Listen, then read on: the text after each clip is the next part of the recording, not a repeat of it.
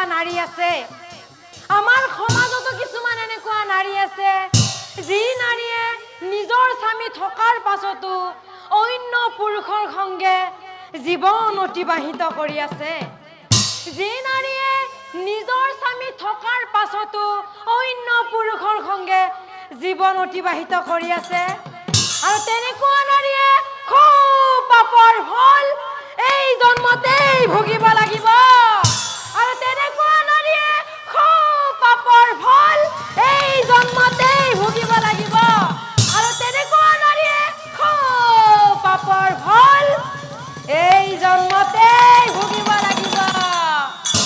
সেই পৰম শ্ৰদ্ধাৰ নামধৰ্মী সুধিগণ, এই কথা মই কোৱা নাই, শাস্ত্ৰই কৈছে।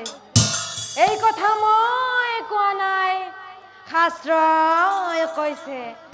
এই কথা মই কোৱা নাই, শাস্ত্ৰই কৈছে। এ হৰি তোমাৰ চৰণে